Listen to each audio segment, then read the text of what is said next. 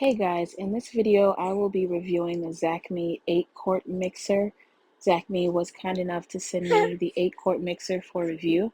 If you haven't already seen my review of the Zacme 5-quart mixer, I will have that linked in the description box down below. Also, if you haven't joined my fresh milled flour baking community, I will have that linked in the description box, as well as my Lovely Belle Bakes Facebook page if you'd like to follow me on Facebook as well. Thank you so much for watching.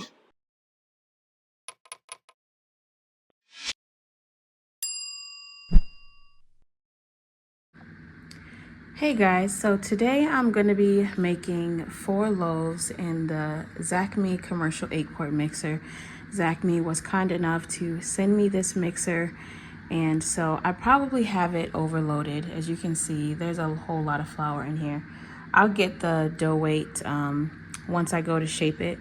Hi guys, Future Monique here. So the dough weight for this dough was 3,200 grams, and according to Amazon, for this mixer, you can have up to 3,760 grams of dough, or 8.3 pounds. But I believe the max capacity is around 3,200 grams according to what it says on Amazon, but I'll double check that and put it in the video. So I have enough for 4 large loaves in here. The link to the recipe will be in the description box down below. And on the side here, very similar to the 5-quart, there are buttons to adjust the time, and this lever here is for lifting the head, and then we have the speed dial there. And this mixer also does have the light as well. I am holding a baby, so I have one hand right now, but I am going to go ahead and turn this on and get these loaves kneaded. So actually for this first step, I'm just going to be incorporating all of the flour. So here I can go ahead and adjust the time, and so this step normally only takes about a minute or so. So I give it 1 minute to do this, and then as you can see, there is a light on this one, same as with the 5-quart, and the light is underneath there. So this one, instead of having, I think the other one had 8 speeds, this one has 11 speeds. So to get the flour incorporated, I'm gonna put this on speed 2. And it is very, very quiet. This is the quietest mixer that I have ever used. This is quieter, much quieter than the KitchenAid, and a lot quieter than the 5-quart Zacme as well. I'll be quiet for a moment so you can hear the silence. As you can see, it's very quiet, and don't mind the noise in the background. That is my 7-month-old baby just crawling around.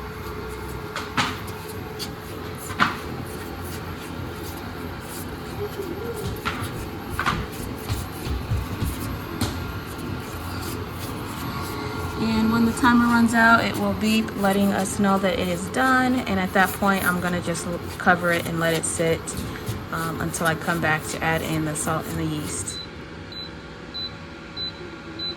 And now that it's stopped, you can hear the fan. There is a cooling fan in here to keep it from overheating, which is nice. And this bowl, this 8-quart bowl, is very big.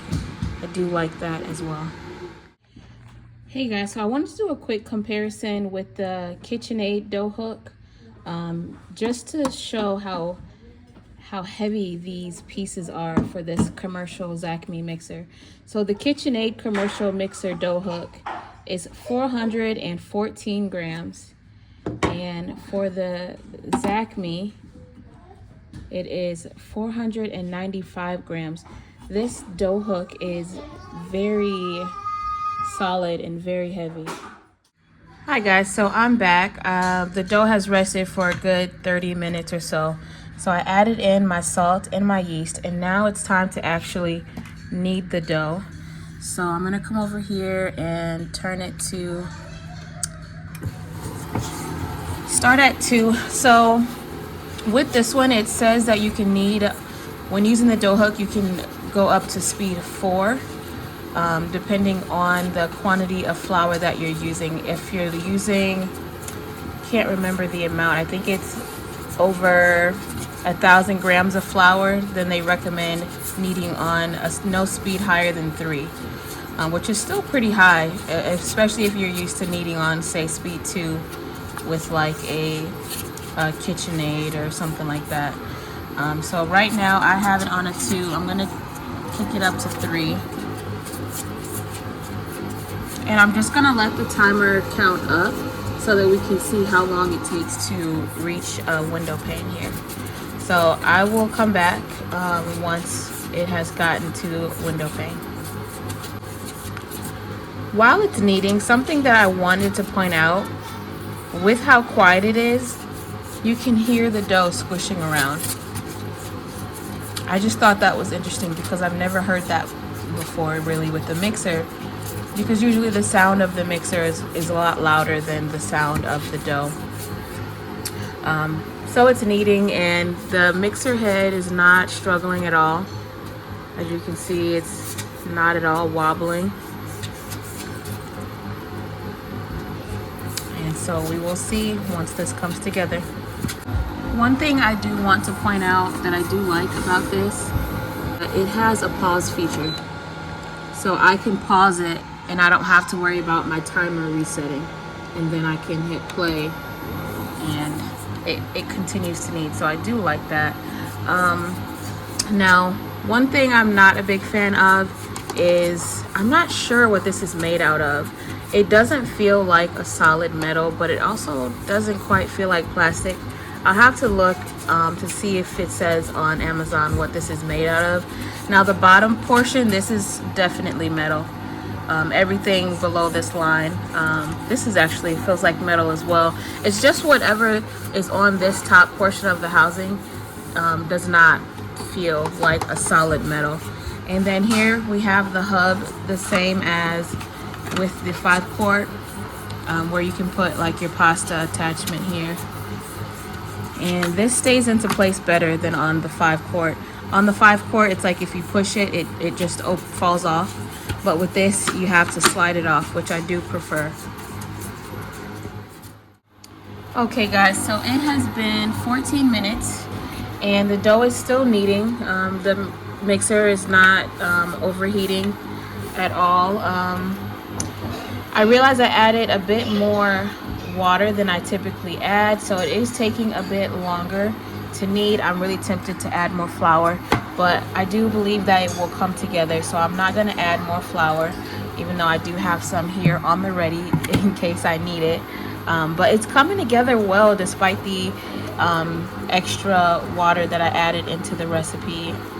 As you can see, it's starting to collect up all the dough. When it starts balling up like that, that lets you know that the gluten is becoming tight and that it's becoming well developed. So I'm going to give it however much time it needs. The mixer is doing a great job, so I'm going to give it the time that it needs to come together instead of adding more flour to it. I know if I added more flour, this would go by faster, but I'm going to resist the urge and just allow this to knead.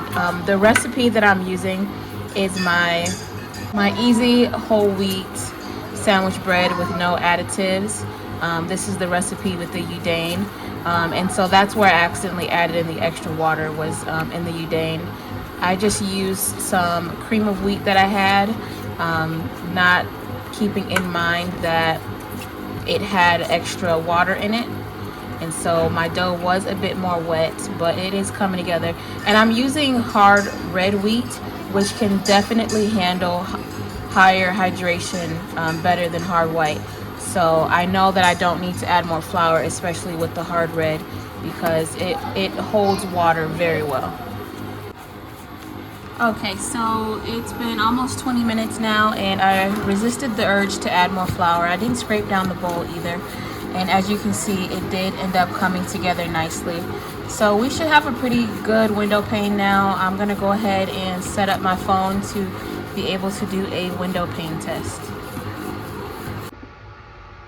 Okay, so here is my dough. I'm gonna oil my hands because, again, I did make it too wet.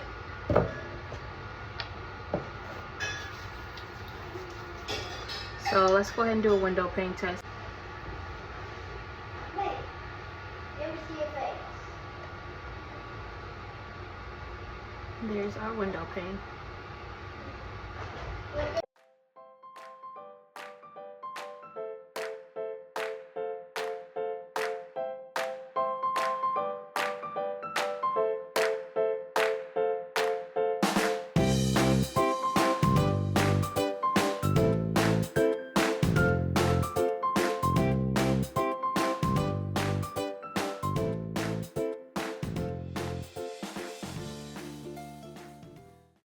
So here is the finished product. I had decided to turn some of the dough into hot dog buns for lunch.